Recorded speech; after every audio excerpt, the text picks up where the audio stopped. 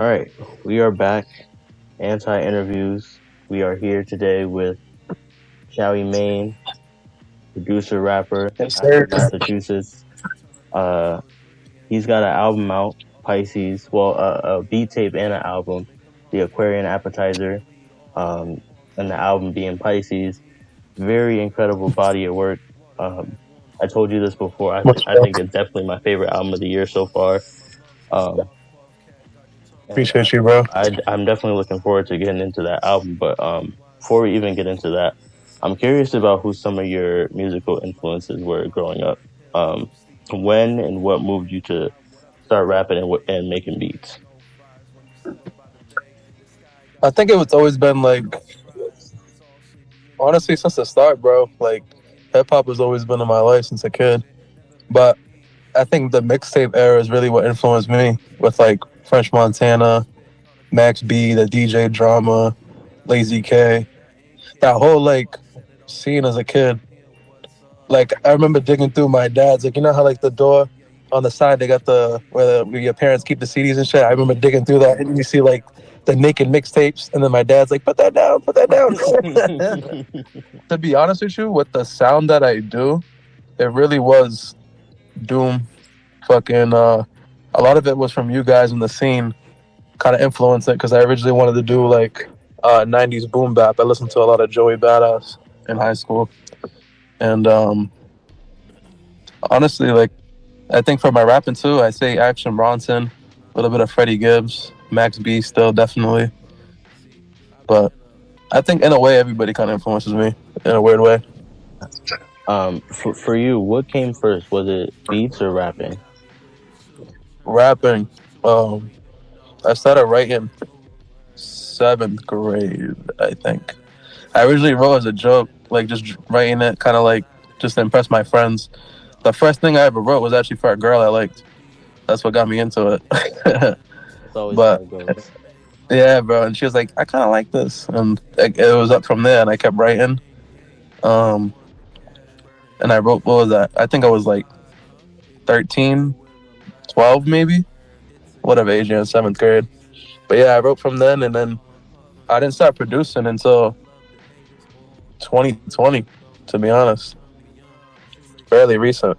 Um, I was like picking at it with Ja Dukes, the other half of Shippy Grimy.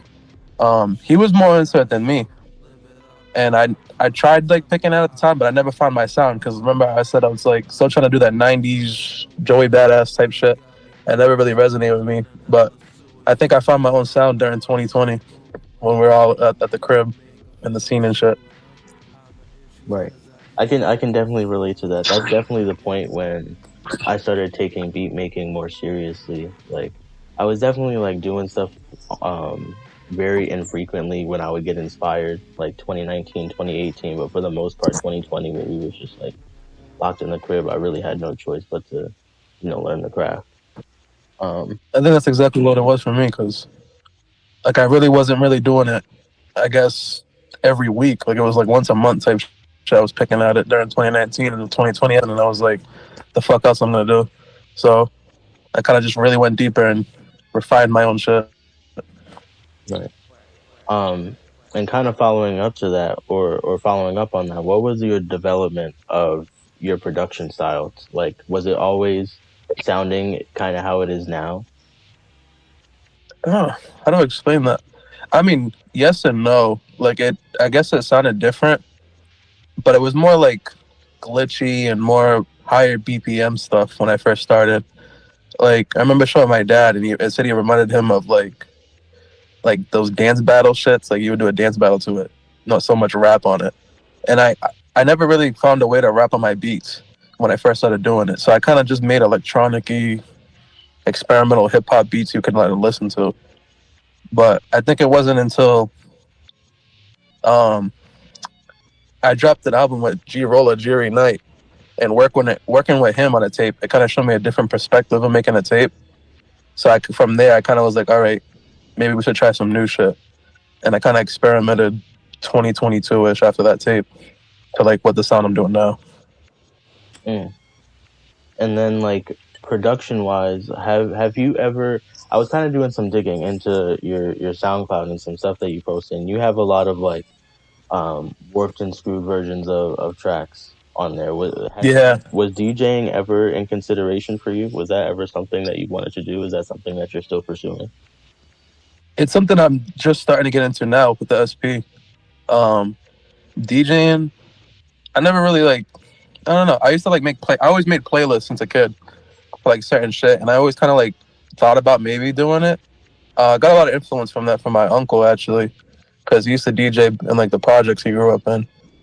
Um, so like him putting that idea in my head, it's always been a thought, but it's not until now, like right after I dropped Pisces, that I'm starting to teach myself how to DJ and shit. But it's kind of the type of shit I've been on.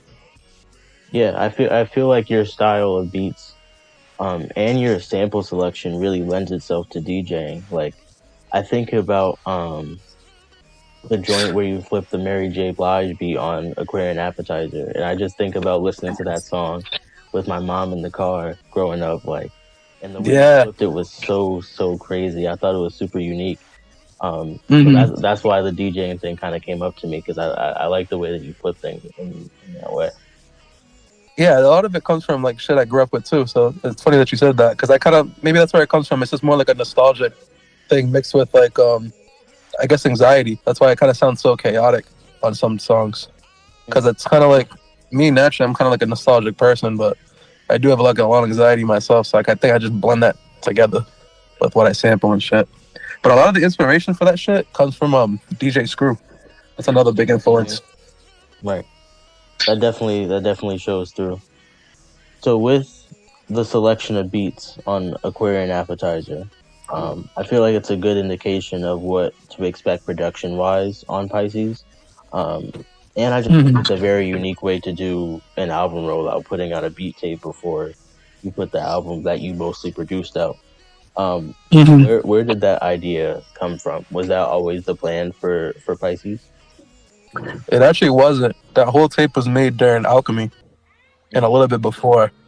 So in the mode like that shit we were making with Alchemy, I wasn't making beats like that. I was messing with the new plugins, and I kind of like what I was doing with the beats, and I was like wanted to make something that what would I do if I rapped on it, and that's kind of what came out to Aquarian Appetizer. Plus, it was just songs I was listening to because I mostly listen to '90s R&B and 2000s and shit.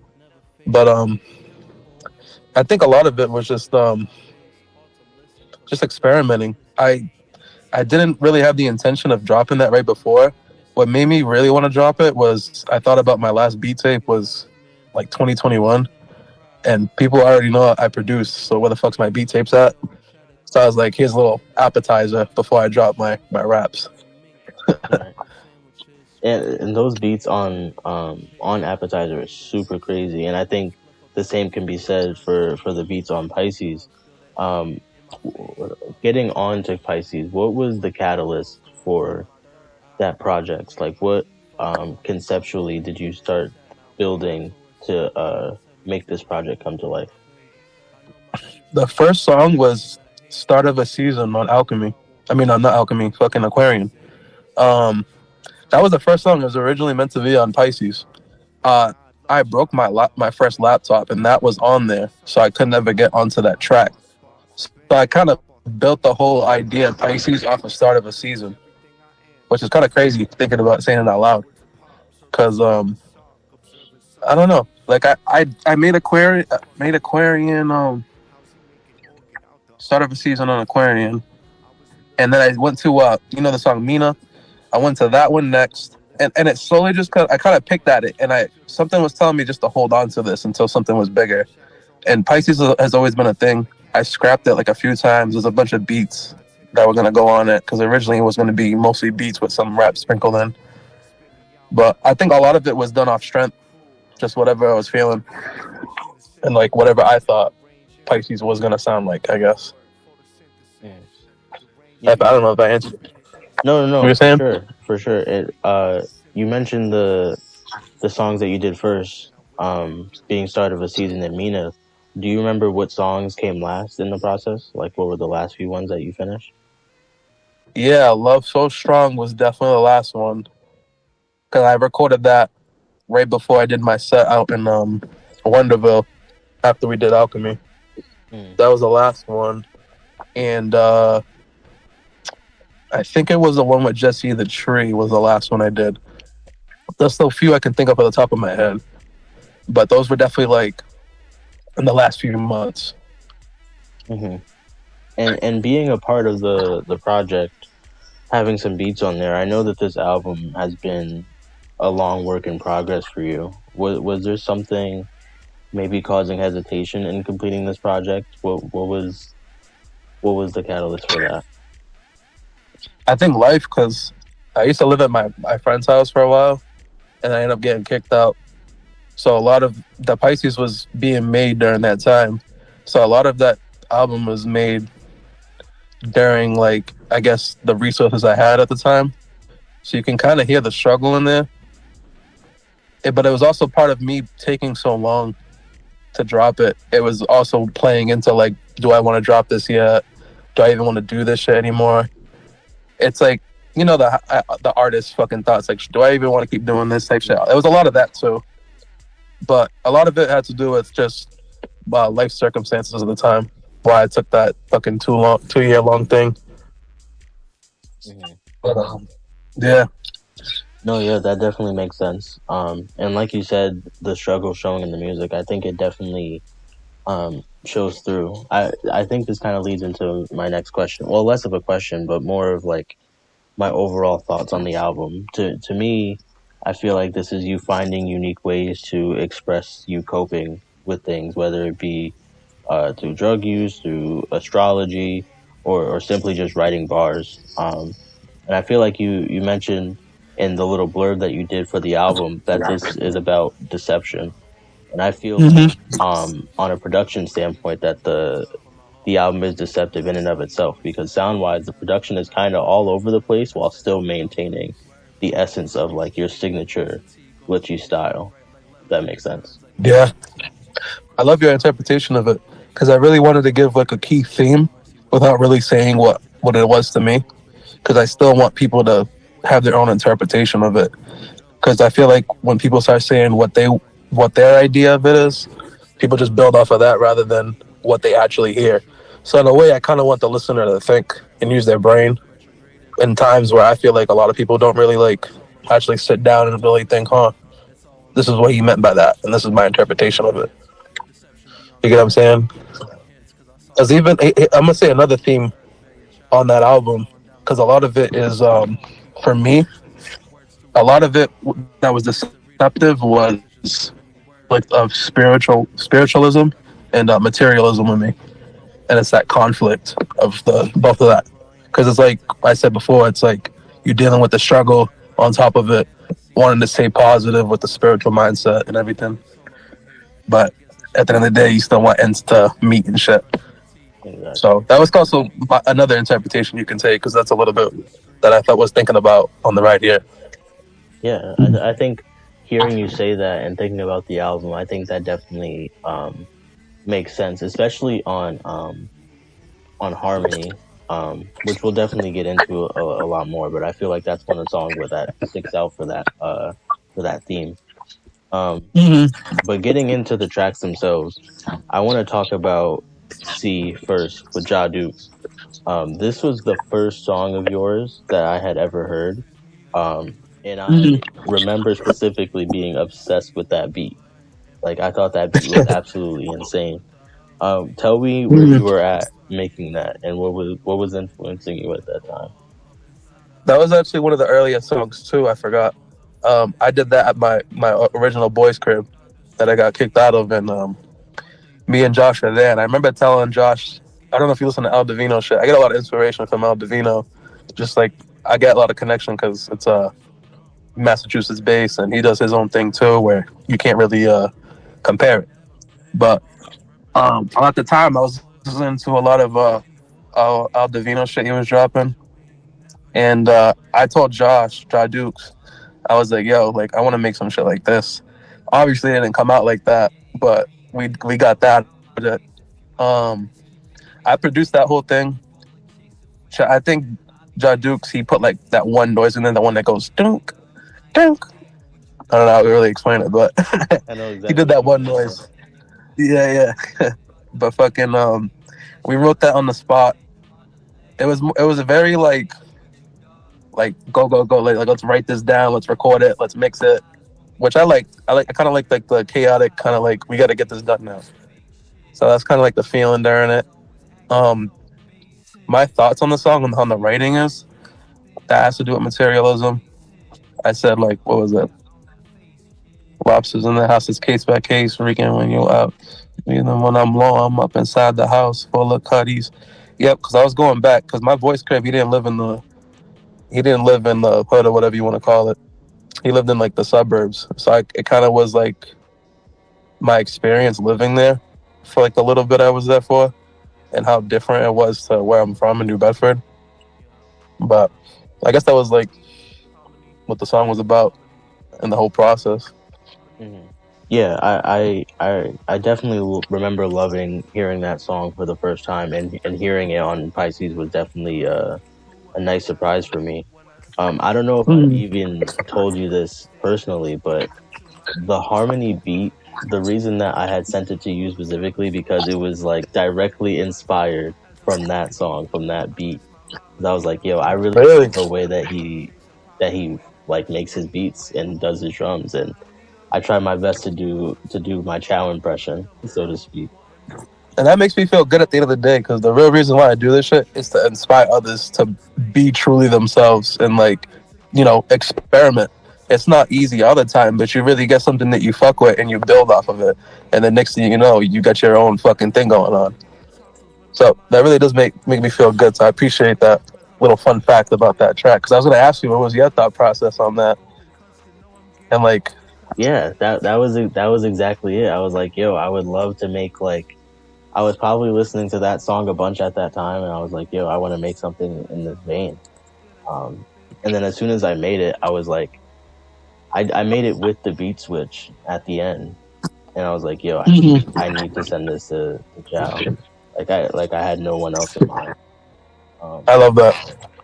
so I'm glad that And that you came see to how fruition. Yeah, I'm saying you see how crazy like how it just ties in with like the spiritualist shit. It's just like it happened at the right time because like I don't rap on everything I got, and you know that, bro. You send me so much shit, and like I just gotta like feel it in the moment. And that one I felt right off rip, so it was really crazy that you added that to it because now that song means a lot more to me now that I know that. absolutely. I feel like that's definitely one of my favorite songs that I've done up to this point. Um, but further on the production tip, right before C is Remember 2020 Chow. I feel like Mm-hmm. you talked about your style being more up tempo a little bit at that time. Is this coming from that era? That right there is definitely a mix. It doesn't come from that era. I made that while like thinking about how like, my production used to be, and I tried to kind of mimic it. So it's kind of like a blend of both styles together. But it's more like it was more put there for like if you know, you know, because like people on the scene at the time, it was very well connected, the same way it is now. But like the people that like heard my stuff at the time knew I was already coming with those kind of beats, and I wanted to kind of pay homage because it still was in that nostalgia aspect that I was saying. Yeah, I feel like that kind of speaks to what I was saying earlier about the project being kind of deceptive in its production because it's like you hear that coming right before C. Like those are two like wildly different beats, but it's still like a Chow production. You know what I mean? Mm-hmm. Um, we already talked a little bit about harmony, but I want to talk about the other track that we have on the album, In Deep. Um, both of those songs having very different approaches from me, production wise, and from you in terms of rapping. With In Deep having more of like the traditional hook, verse hook type of style, Yeah. and then harmony kind of just being um, more of a bravado approach. Tell me about how you put those together, specifically In Deep. I mean, I mean, for me, In Deep kind of fit well with the style I was going for in the beginning because I do have like a little bit of that hook, verse hook with like it's almost like you knew, and shit, and whatever else at the beginning. I can't remember the top of my head. Jupiter and shit. I just felt like it fit. Like I said, it kind of is like all feeling, and I'll play it like those songs like hundreds of fucking times until I feel like, huh, this would sound good at the beginning, middle, end, or whatever. And then once I kind of get that section right, then I'll kind of organize it to where it's cohesive, quote unquote. You know what I'm saying? I feel like it's all kind of subjective at the end of the day. But yeah, in deep. I do have a question for you on in deep though, because I remember when you originally sent me that, you said you had no idea that's how I was gonna approach it. Who did you have in mind when you made that? That's a good question. I feel like I've talked about this with Shamar specifically about how some of the beats that end up being like really good songs of mine are never my favorites for some Mm-hmm. reason. And I feel like that beat is one of those ones as well, where I was like, oh, yeah, this is a cool beat, I guess. And then I heard what you did with it. And I was like significantly more impressed with the song as a whole. Um, Yeah. so I feel like I didn't have anyone specifically in mind for that, but I definitely, Mm. um, it definitely wasn't like, obviously I liked it because I sent it out, but it wasn't Yeah. one of my favorites. So I really appreciated what you did with it. I think that's why I was so surprised. Yeah, because like to be honest with you, out of everything there, I think I looked at it like as a little bit more of a challenge because it wasn't my usual style, and I was like, well, let's see what I can do with this. And I think it's like I said, like it's off feeling. If I get it off the rip, um, you'll get that end product that way. That's just kind of how it worked. But I didn't want to ask that because I was like, I wonder who you had in mind when um when you first had it in that folder or whatever. Yeah, that was definitely something. I'm not even quite sure what inspired that beat. I feel like my stuff is all over the place. It was just if you just listen to the folder, it's like, is this the same producer?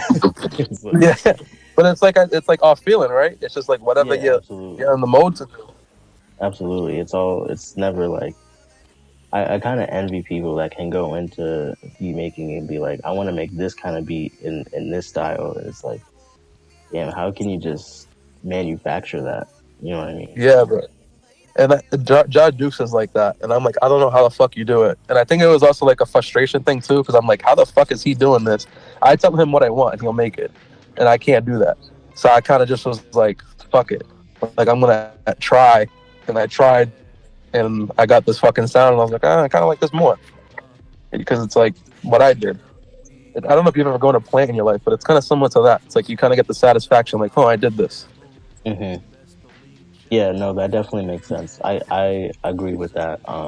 In terms of how I got to beat making, it was definitely like me settling into something that I preferred more than I could have anticipated.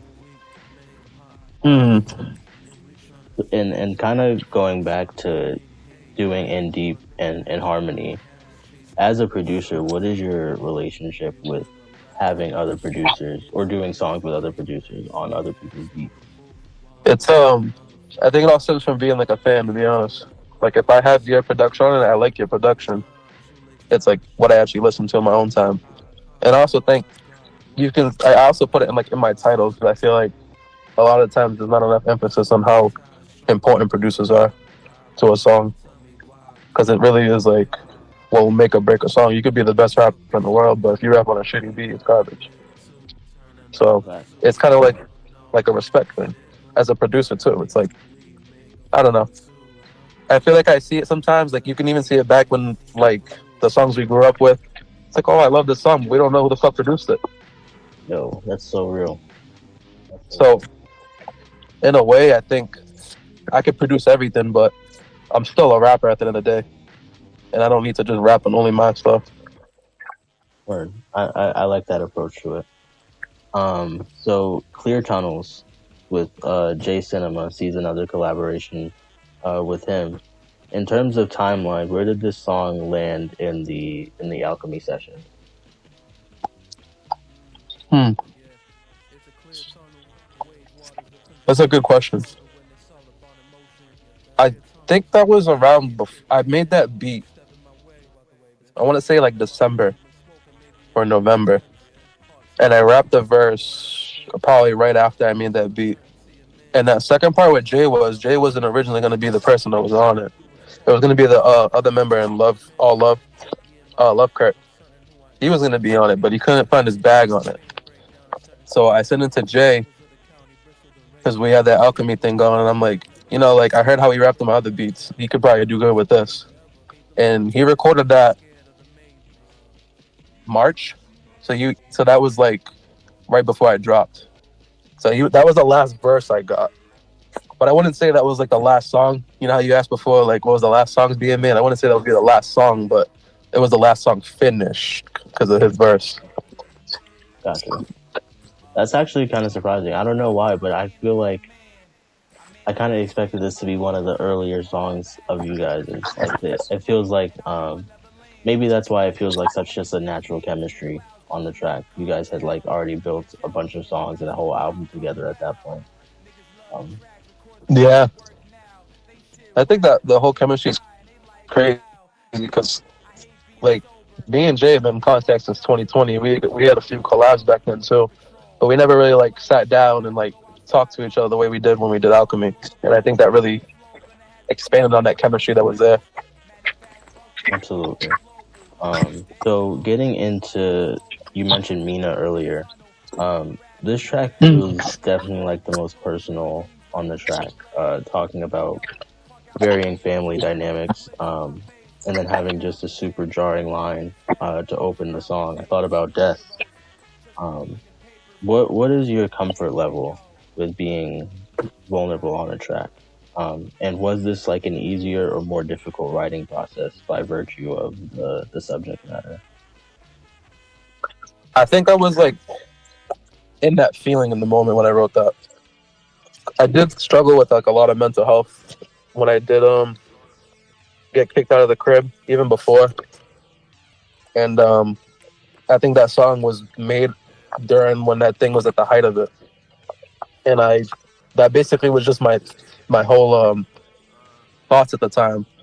And you can hear it too when I talked about my father and like getting kicked out the crib and evicted and shit like that. I think when you ask me my comfortability, I'm not really a comfortable person when I talk about it like this. But my music has always been my therapy. Like I don't go to therapy, I don't do nothing. I mean, I'm sure everybody should, but I mean, fucking, this has always been my therapy. So when I want to release, it's kind of like, I don't know, whatever you hear is my release. I don't always feel comfortable talking about it, but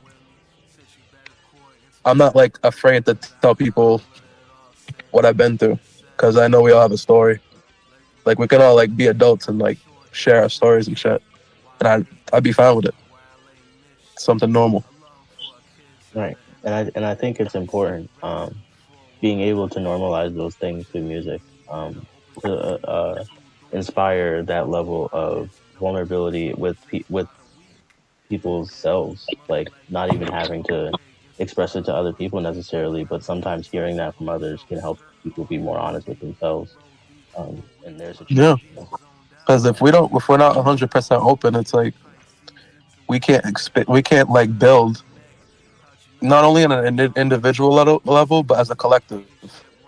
Because we can preach collectivism all we want, but if we can't talk about ourselves and who we are as a person, we'll never build up as a collective. So I think that was kind of I wanted to look at that as more like a message to people that you can be as personal as you want with this shit, and people will respect you. Might be that one hater down the line, but one hater to 10 lovers. You know what I'm saying? Right. So. Yeah, absolutely. And following that track is "Take My Heart" with produced by King Ayo. And to me, this track is kind of a story, or maybe even a collection of stories that are super beautifully descriptive, yet kind of hard to grasp in concept because they're so unique to you. Yeah. How much does your raps being understood matter to you in your writing process, if at all? I don't think it matters much, to be honest. Like, because whatever it means to me, it means to me. If you know me, you'll know what I'm saying. I'm sure it's like kind of like hieroglyphics. You gotta like sit there and really break it down and like read it. Like what I'm saying is understandable, not digestible. But you just gotta sit there and piece it all apart and put it together to your story. And I've always kind of been that way. I don't really give like everything. So I guess it's kind of crazy that I put it right after Mina because Mina was the most, like you said, fucking me, straightforward. But then you see the other side of the card with "Take My Heart," and you really have to like read the lyrics and be like, huh. And I do think about it sometimes, like maybe I am being like over the top with the fucking secretive or whatever writings, but I think at the end of the day, it's just my style.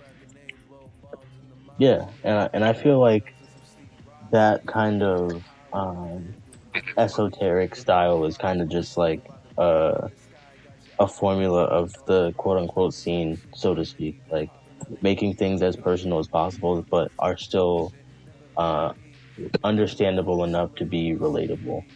You know, like you don't have to know the Yeah, specifics of what's going on, but you can still relate to the feeling that's being portrayed. exactly. And that's also why I wrote in the thing too when I posted it, like how we're able to put a series of sound into feeling and like thought. It's just it's like ties into what I said. Like, it's just I just want people to use their brain when they're listening, Hmm. type shit. You know what I'm saying? Like you sit there and you really have it makes you want to think. And I've always been that way. I want to just talk about shit that makes you really think. Right. So one of my favorites, if not my favorite track on the project, is Saturnian with Jesse the Tree, with the super smooth production. Um, Not even like a super specific question, but I'm so curious how that song came together because I just love everything about it, from Jesse's verse to the beat to your verse. Like, tell me more about Yeah. how that came together. Well, I want to start by saying shout out AUR, crazy producer from Western Mass. I think he's from Northampton, but I could be wrong. But we're just gonna say Western Mass. There's a little tiny scene out there. I don't know if you're familiar with Jay Lynn, but I've always been like me and Ja Dukes been getting cool with them since around COVID started, maybe even a little bit before. And that was the first dudes we started talking to. Um, Before we really found this scene with everybody that we're in now, we were fucking with them a little bit. And so AUI always been producing for a minute. Um, I forgot when exactly he sent me that beat. That wasn't one of those off rip ones though. I had to let that one marinate. He probably sent me like 10 beats, and I only had that one that I used for Pisces. So that's how I started with that. And Jesse, I can't remember when I sent him it. The way I found out about Jesse's crazy because I found out about him through a coworker, and my coworker is in a band called Bocheck, and it's a little indie band shit out in Providence. They're big out there, and he was like, "Oh." I was showing him my music, and he was like, "Oh, you make stuff like this, you probably fuck with Jesse the Tree." And I was like, "Oh, I'm not even hip." So I just followed him and followed me back, and we just started connecting through like because we're in the same area. And I think that was the first or like one of the second things I sent him, and he came through with that verse. And he's like, all I gotta say is all respect to him, bro. He's a crazy MC, down to earth person, fucking one of the coolest people I met around here. More, yo, definitely shout out Jesse the Tree. Um, really loved how that song came together. And then I wanted to talk about the last track, that you mentioned a little bit earlier, "Love So Strong." Um, Mm-hmm. Specifically, the last line on the last track, uh, being "My name Chow, I don't gotta explain what I'm about," which feels like apt because you kind of explained it a little bit earlier, but you make what you're about fully clear on the album without super explicit explanation. Mm-hmm. You did mention that this was the last track that you did. So did you know that this would be the outro? I didn't originally. I did put it there though, because I was like, if I was ever asked, I don't really gotta explain it. It's all set on Pisces. So I kind of had that intention. I actually was like, it wasn't originally going to be the outro. It was going to end off with Burnt Lips originally. But I also kind of like to look at it as like a bonus too. Mm. I don't know if that's like I don't know. That's kind of how I look at it. I don't know if I'm making sense, bro. I'm in my second piff in. No, yeah, that's definitely understandable. I feel like it was just so perfect to have as an outro because it just wrapped up the entire album in such a perfect way. hmm I like. I don't know. I think when I did Burnt Lips and I wanted that to be the outro, I just felt like it wasn't enough. Is the feeling I think I was getting. Like I felt like something was missing, and I think that's what Love So Strong came out to be. It was like that missing link, and I'm like, all right, this is gonna be the outro, whether I like it or not. So I kind of like told myself like, this is it, because for me, it's always been the intro, the middle, and the end are like it keeps the listener tuned in. All the extra shit, yeah, they might like it, might hate it, but they might just skip the song. But that whatever that song after that is what's really gonna keep them captured. Mm. So I think that's kind of how I wanted to end it because I don't know. My name is Chow. I wanted you to remember who fuck made this. Right. That shit. Yeah. And then the entire album itself being 17 tracks, but only being 37 minutes. I feel like people, if you look at just the track list, it could be kind of jarring in the year 2024 to see 17 tracks. I kind of talked about the same thing with Alchemy, both still being like very breezy listens, this one being only 37 minutes. Do you intentionally keep your track shorter, or is that kind of just how your writing shakes out? I would say both. Um, if I can keep writing, I will. But sometimes I will catch myself and be like, I'm saying too much because I recognize the world we're in right now is like all instant gratification. So if it's like not TikTok length, you know what I'm saying? People they're not gonna want to pay attention anymore, and I think that's why I make it as chaotic as possible too. The anxiety you can feel in there because it's like, holy shit, what the fuck are we listening to? Like you're encapsulated. I see that when I show my dad who grew up with. I mean, he grew up in New York during the 80s and 90s, so all that New York, all that hip hop right there he grew up with, and I show him what I make, and he's even like, what the fuck am I listening to? But he understands what the appeal is because of the lyrics. It kind of just keeps you in like a trance. It's almost hypnotic. And I think like I just like having people locked in for like that minute and a half. It doesn't got to be a 3 minute because you might get sick of it. Right. That's definitely understandable. I think being in the time that we're in, like you mentioned, the TikTok era where people's attention spans are so short, it definitely makes sense to do it that way. And I feel like just in rap in general, like the maybe a hook, but one verse for sure has been kind of like the standard in rap for Yeah. the past few years. And it's not to say like I'm like looking for like the TikTok famous song. It's just like I recognize that people's attention span isn't what it used to be, and making the shit we make, it might be too much for a lot of people when you first start hearing it. So something short and sweet. I mean, they'll see, like you said, 17 tracks, but when they go through it, they're like, oh, it's just a minute and a half, 2 minutes. It's not like a 4 or 5 minute song like how songs used to be. Right. On the album, do you have a specific bar or a specific song that sticks out as a way to kind of explain the overarching theme of the album?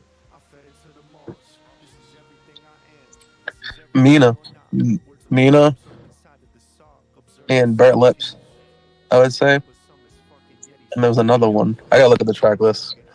My memory is terrible. Fucking Too Long to Quit. Mm. Those. So Too Long to Quit. I mean, the whole song, my whole verse at least, was about perseverance, and like we're already in too deep, bro. To like just give the fuck up now.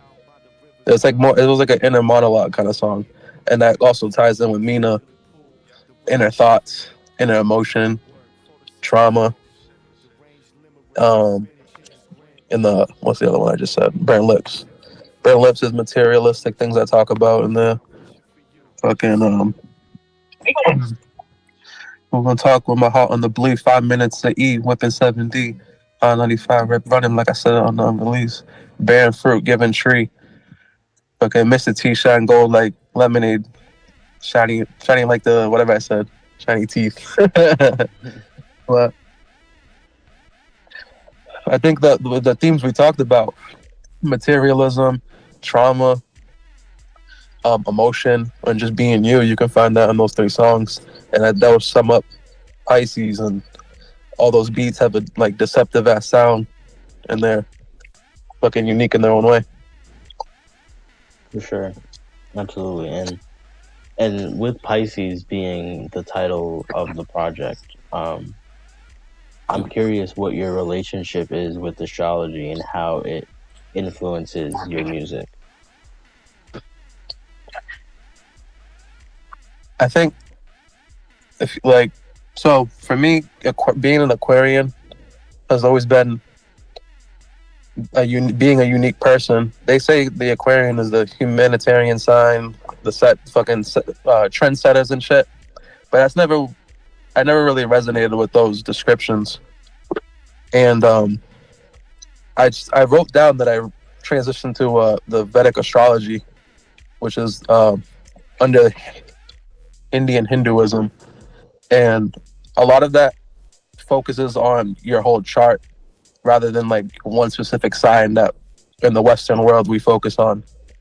And I think I learned about myself a lot through that, because I mean, through the trauma and stuff, you don't really have a time to sit down and think of who the fuck you really are.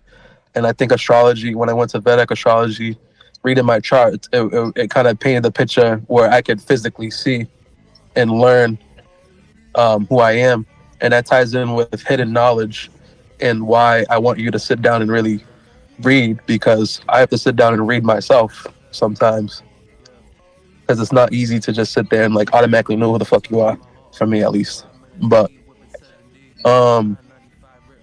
yeah, Pisces has always been a deceptive sign to me. I'm a Pisces rising under Western. I'm not gonna say what mine is in the Vedic because I'm a little about it, but if you know, you know. But under Western, I'm a Pisces rising, and I resonated with that a lot. But I also had a lot of conflicts when I did Western because I never really understood what they were trying to say. You know what I'm saying? Like I felt like I was getting told bullshit knowledge, I guess. So that's where the word deceptive really comes into play for the tape, and that's why Pisces became the name. Or yeah, that definitely makes sense as it pertains to the project. So outside of the album itself, I'm curious about what is inspiring you artistically nowadays, whether it be music, movies, TV shows, shit, physical art. What exactly, what's moving you these days? Astrology is one.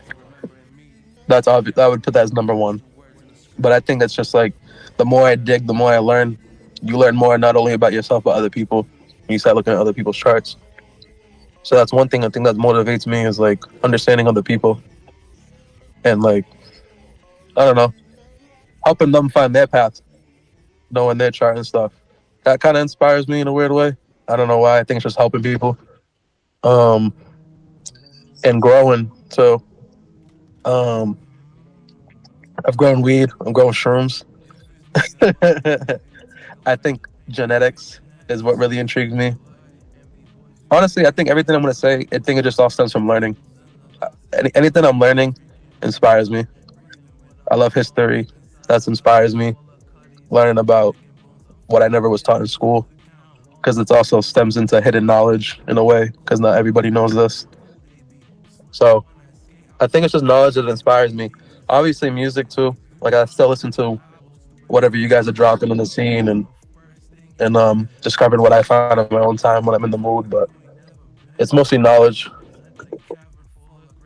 Or yeah, I really respect that. I like that's something that you're chasing, because I feel like a lot of people nowadays are kind of trying to reject knowledge, if anything, like trying to find ways to distract themselves to not have to indulge in learning about certain things.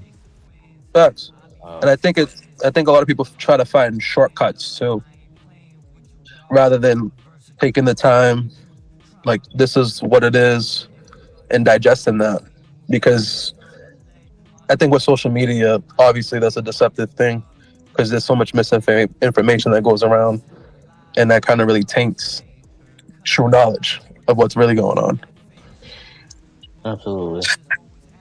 So, lastly, I'm curious what we can look forward to with your art in the future. Obviously, you just dropped an album, so I don't know if you have more in the works, but what exactly is next for you artistically? The DJing I'm trying to get into, so that's definitely one thing you might start seeing more of. I want to start doing more shows, so you might start seeing more shows. I'm hoping by the summer. We'll see how I feel. Right now, I'm kind of in a chill period. I just did the Alchemy, Aquarian Appetizer, and Pisces, so I'm kind of like chilling, thinking what I'm doing next. Um, I know me and Ja Dukes got our first project working together right now, though. So should be Grammy tape. Not probably not this year, but eventually. Word. I'm looking forward to that for sure. Um, and I'm looking forward to hopefully getting more tracks in with us too, yo. I love the way you rap. I love your style, and I'd be really excited to get more in. I appreciate you. Likewise with the beats, bro. Like I said, like if I'm having you on the project, I really fuck with your shit. So I really do fuck with your shit. But like I said, once this month is over, I'm down to get some shit going because I would love a Hill and Chow tape. Absolutely, that would be dope. That would absolutely be dope. Um, I appreciate you doing this. This was a really great conversation, I feel. Um, I agree. if you have Likewise, not yet heard Pisces, if you have not yet heard Aquarian Appetizer, shit, if you have not yet heard Alchemy, I don't know what you're doing bro. at this point. Who's sleeping I'm under the saying, boulder, bro, like bro? you gotta wake up. But all three projects absolutely worth your time. Chow is an incredible producer, incredible rapper. Um, Bless. this is a big year for him. I'm excited to see what he does going forward. Yes, sir. I appreciate you, man. Thank you so much for this. Like I said, great comment, or like you said, great conversation, man. Like I liked how I was able to be personal with you and comfortable expressing myself with this shit. And I don't know what I was gonna say. Thank you. Absolutely, for sure. Appreciate you coming through. Um, and that's been anti interviews. We'll catch you in the next one.